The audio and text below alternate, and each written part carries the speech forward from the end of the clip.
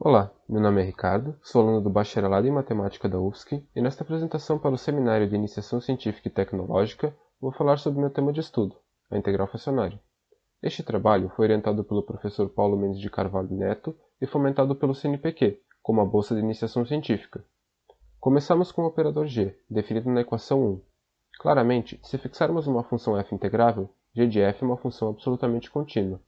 Deste modo, podemos iterar g na função f uma quantidade n de vezes, para qualquer n natural, obtendo, pelo teorema de Fubini, o lado direito da igualdade 2. Contudo, surge a pergunta de como generalizar esta formulação. Para isso, introduzimos a função γ. Essa função é muito importante na matemática e possui interessantes propriedades.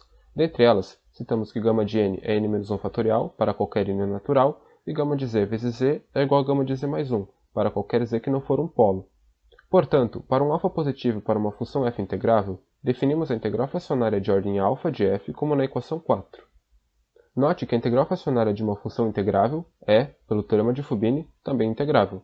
Além disso, poderíamos ter começado com f em LP, já que a proposição 2 nos garante a inclusão desses espaços. Contudo, surgem novas perguntas. Podemos estender a mesma definição da integral fracionária, feita na equação 4, para funções em LP de x, quando a medida de x deixa de ser finita? Se sim, quando teremos a continuidade deste operador? Hardy e Wood trabalharam nessas questões e, em 1928, publicaram um artigo que se tornou famoso ao dar respostas a esses questionamentos. No que se segue, discutiremos alguns resultados que estudamos nesse artigo, visando mostrar quais técnicas os autores usaram na época. Sendo assim, assuma por um momento que a desigualdade 5 é válida. Então, pela proposição 3, a integral fracionária é um operador contínuo. Deste modo, é suficiente encontrar P, Q, α e C para os quais a desigualdade 5 é satisfeita. Isso será feito da seguinte forma. Primeiro, demonstramos o teorema 4, que trata da convergência de uma integral dupla. Depois, relembramos de um caráter de dualidade, o qual nos dá uma condição necessária e suficiente para que uma função pertença ao LP, sem calcular sua norma via definição. Consequentemente, aplicando o lema 5 no teorema 4, concluímos uma variante da famosa desigualdade de Hardy-Littlewood-Sobolev. Com esse resultado em mãos, podemos demonstrar o teorema central de nossos estudos. Para isso, consideramos primeiramente o caso em que o intervalo AB é o conjunto dos reais positivos, de sorte que a desigualdade desejada é uma consequência do teorema anterior. O caso geral em que AB é um intervalo qualquer, como na hipótese, segue da equação 9, mediante uma simples mudança de variável ou devido à monotonicidade da integral de Lebesgue. É curioso que o resultado desse teorema é falso se P é igual a 1, com o seguinte contraexemplo sendo apresentado.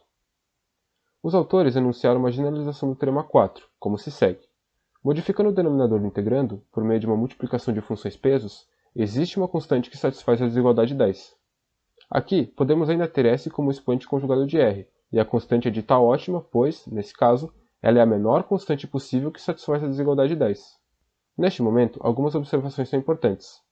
Hardy e Wood, na prova do caso 1 sobre R mais 1 sobre S maior que 1, usaram um argumento incorreto. Após percebermos isso, fizemos uma busca e descobrimos que Stein e Weiss, em 1958, relataram por meio de um artigo o erro na demonstração original e também apresentaram uma prova que contornava o problema. Além disso, Hardy e Wood, ao calcularem explicitamente a constante ótima do caso em que S é o expoente conjugado de R, cometem um pequeno equívoco. Veja a linha 22, página 579 do artigo. Essa observação tem caráter informativo, já que não conhecemos um trabalho no qual isso seria observado. Por isso, nossa constante da equação 11, está correta, difere daquela que se encontra no artigo original. Também vale ressaltar que as desigualdades para H, K, R e S são, excetuando os casos triviais como R e S iguais a 1 e H e K iguais a 0, as melhores possíveis, ou seja, o resultado se torna falso se elas não forem satisfeitas. Por fim, usando o lema 5 no teorema 8, concluímos o teorema 9. Este, por sua vez, é uma generalização do teorema 7, o qual decorre quando fazemos H igual a K igual a 0 nessas hipóteses.